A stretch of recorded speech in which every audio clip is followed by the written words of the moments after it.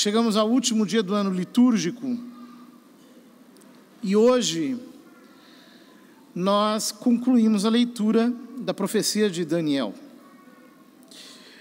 A leitura de hoje é uma explicação da leitura de ontem com alguns aprofundamentos. Diz o profeta: fiquei chocado em meu íntimo. Eu, Daniel, fiquei aterrorizado com estas coisas, e as visões da imaginação me deixaram perturbado. Aproximei-me de um dos presentes e pedi-lhe que me desse explicações sobre o significado de tudo aquilo. Respondeu-me, fazendo-me conhecer a interpretação das coisas. Estes 4 possantes animais são 4 reinos que surgirão na terra. Ou seja, os 4 animais que líamos ontem. Em primeiro lugar, o leão. Em segundo lugar, o urso. Em terceiro lugar, o leopardo. Em último lugar, um animal misterioso, cuja espécie não era possível identificar. Mas os que receberão o reino são os santos do Altíssimo. Eles ficarão de posse do reino por todos os séculos, eternamente. Ou seja, o que o ancião diz a Daniel é que esses 4 reinos passam,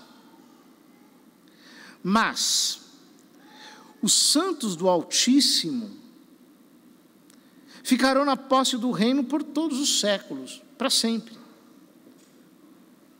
Ou seja, nós temos aqui uma espécie de teologia da história, aqui embutida. Os reinos se sucedem, os impérios se destroem, mas o reino de Deus transcende a todos eles, permanecerá para sempre. É o reino dos seus santos.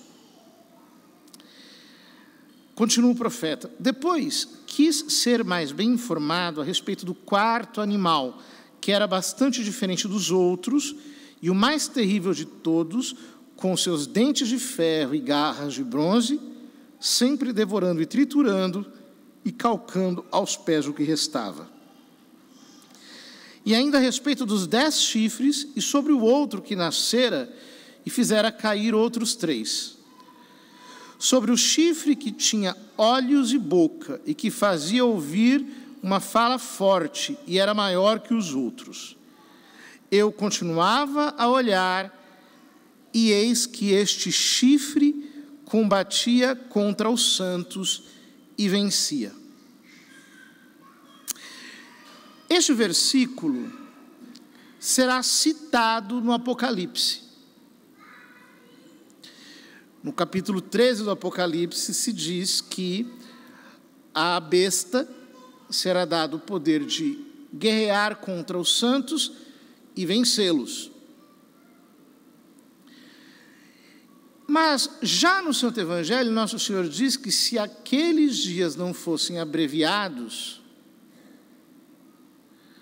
até os eleitos correriam risco de salvação. Ora, portanto, nós precisamos aqui tomar um cuidado. Por exemplo,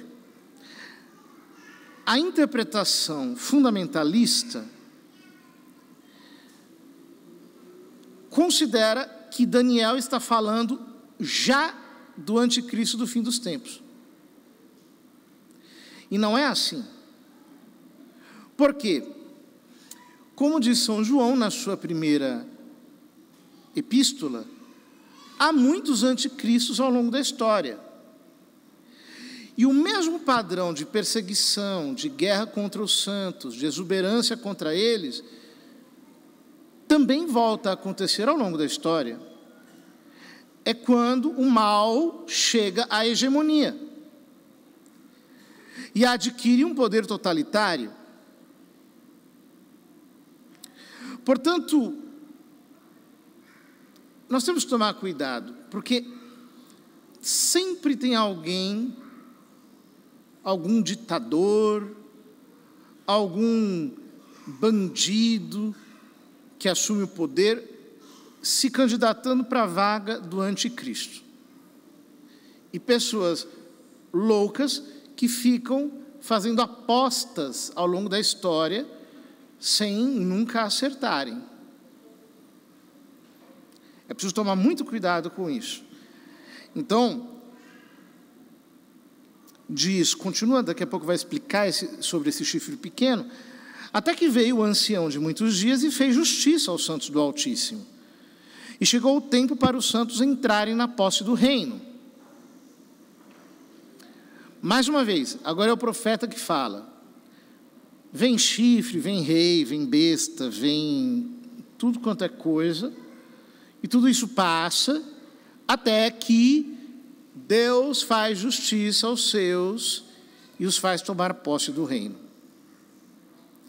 É exatamente o que Jesus diz no final do sermão escatológico em Mateus capítulo 25. Ele diz: vinde benditos do meu Pai, tomar posse do reino que para vós foi preparado desde a criação do mundo. Exatamente isso. O momento em que Deus vai fazer intervenção definitiva na história. Respondeu-me assim: o quarto animal é um quarto reino que surgirá na terra, e que será maior do que todos os outros reinos.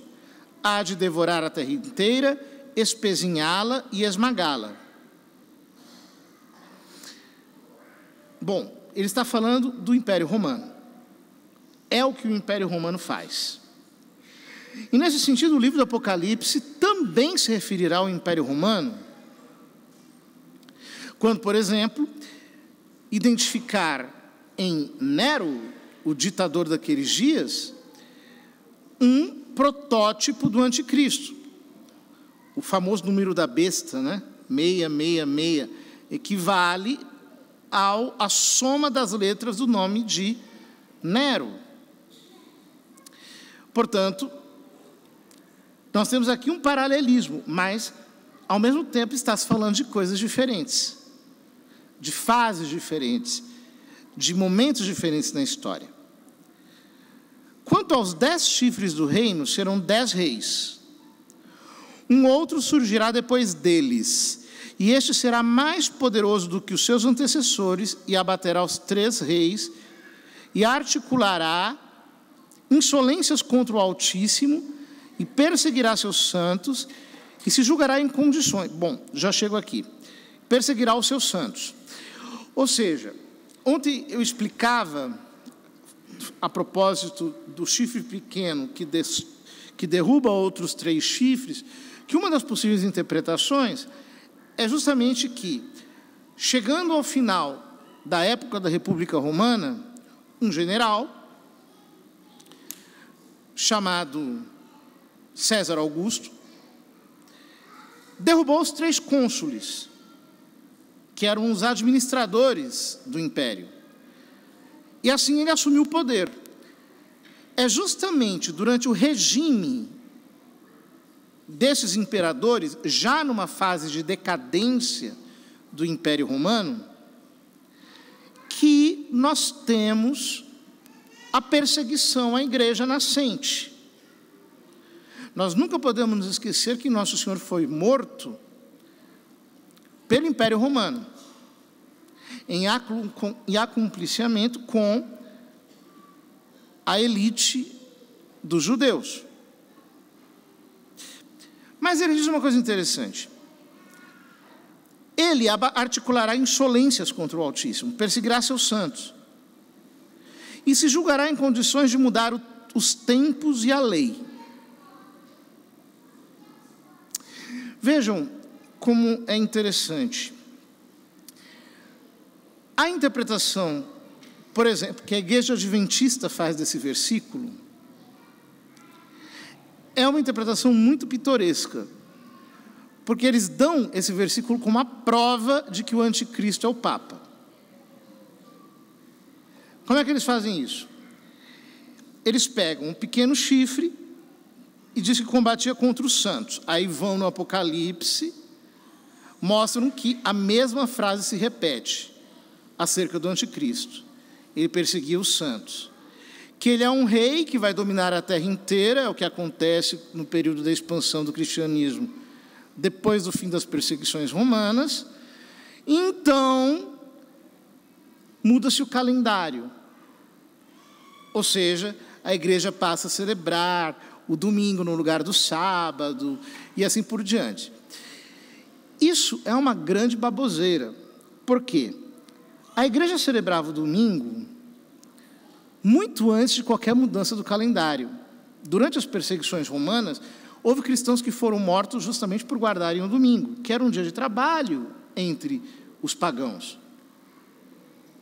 Antes que houvesse qualquer mudança no calendário, a igreja já celebrava a Páscoa, inclusive o domingo é a Páscoa semanal. A igreja já celebrava datas importantes, já celebrava as memórias dos mártires. Portanto, é apenas uma construção artificial. Hoje em dia, nós temos interpretações apocalípticas com os roteiros mais criativos e diferentes possíveis. As pessoas pegam os textos bíblicos e organizam esses textos de acordo com uma ideia que eles têm, e aí no final a coisa, nossa, parece que está fazendo sentido, que isso está aqui, aquilo está lá, aquilo está aqui, aquilo está ali. Só que na Escritura não está roteirizado. O roteiro é feito com a Escritura, mas não pela Escritura. E aí acontecem os grandes erros, os grandes equívocos, né? Por exemplo, a fundadora do Adventismo, a Ellen Goldwhite, que é julgada por eles como profetisa, errou, determinando datas do retorno de Cristo, justamente por interpretar esses textos de maneira fundamentalista. Continua: os santos serão entregues ao seu arbítrio por um tempo, por tempos e por meio tempo. Um tempo, 2 tempos e meio tempo. Outra roteirização que fazem a partir disso. Por exemplo, é famosa a roteirização feita pelo Charles Taze Russell, que é o fundador dos Testemunhos de Jeová. Ele faz um cálculo a partir das datas do livro de Daniel e, a partir desses cálculos, ele chega à conclusão de que Deus determinara que Jesus iria voltar em 1918. Aí chegou 1918, ele não voltou. Aí marcou para outra data, não voltou. Aí marcou para outra data, não voltou de novo. Aí, por fim, ele disse, não, a verdade é o seguinte, é que lá em 1918 começou o julgamento. Então, está acontecendo o juízo final, e aí, quando terminar de julgar os mortos, vai começar a julgar os vivos.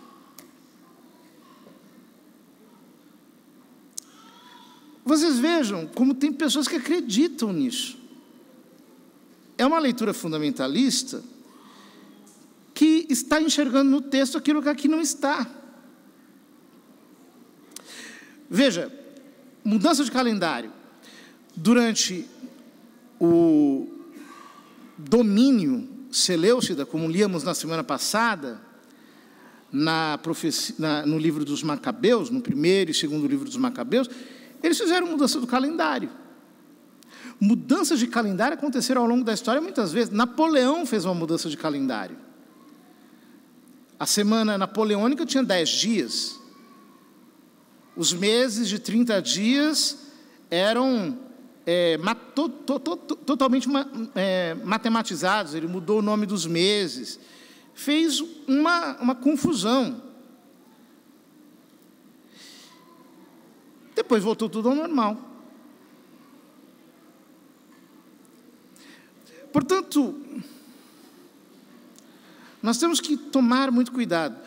Antigamente, vocês vejam que depois da Revolução Francesa, para substituir as festas dos santos, eles começaram a inventar todo tipo de dia. Então, dia do cachorro, dia da árvore, dia da pulga, dia da pereba, dia do carteiro, dia do lixeiro, dia...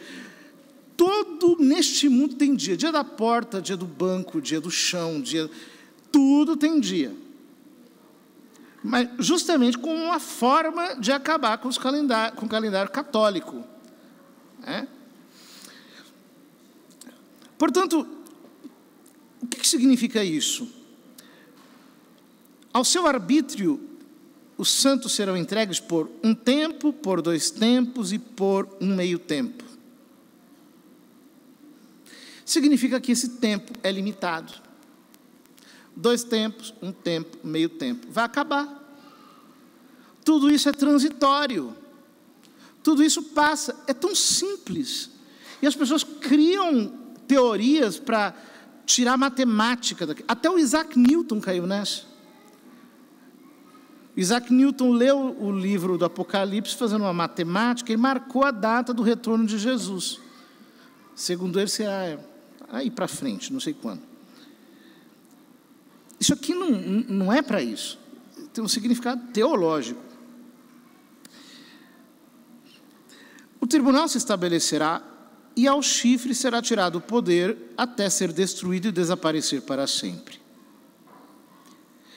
E então que seja dado o reino, o poder e a grandeza dos reinos que existem sob o céu ao povo dos santos do Altíssimo, cujo reino é um reino eterno, e a quem todos os reis servirão e prestarão obediência. Esse período aqui retratado é o período da igreja. Tem pessoas que estão esperando o milênio, porque lá no Apocalipse fala-se dos 1000 anos.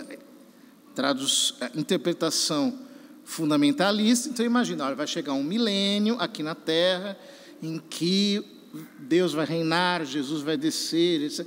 Escuta, Deus já está reinando nos seus santos. Cristo já está reinando nos céus. E a presença de Cristo na Santíssima Eucaristia é a própria presença de Cristo, Rei dos céus, na terra. Naqueles que o seguem, naqueles que fazem a sua vontade, Cristo já está realizando o seu reino. Nós temos que passar por tribulações, por situações adversas, mas a realidade definitiva é que o reino pertence a Cristo. E ninguém poderá mudar isso. Ora, nós todos precisamos, a partir dessa profecia, entender que existe uma teologia da história. A história tem um sentido, mas esse sentido se dá em todos aqueles que, acolhendo a palavra de Deus, se tornam coprovidentes com Ele, interpretando a sua vontade, compreendendo os seus desígnios, fazendo tudo segundo o seu querer. Fora disso, a história é uma guerra sem fim, não tem sentido nenhum, não tem nenhum tipo de coerência, como queria, por exemplo, Hegel. Ele imaginava que a história tinha uma coerência por si mesma. Não. Fora dos santos, fora da cidade de Deus, fora da casa do pai, do filho pródigo, tudo é chiqueiro, é lama, não tem um sentido, não tem norte, não tem nenhuma determinação. E querer atribuir à história inteira um sentido é só um delírio filosófico, como muitos pretenderam até hoje. Na verdade, existe uma história, que é a história de Deus e dos seus santos. O resto são uma infinidade de histórias desconexas, que levantam e caem, que vêm e vão, que têm, às vezes, pujança, às vezes regridem. Nessa situação em que nós vemos, na ambivalência dos tempos.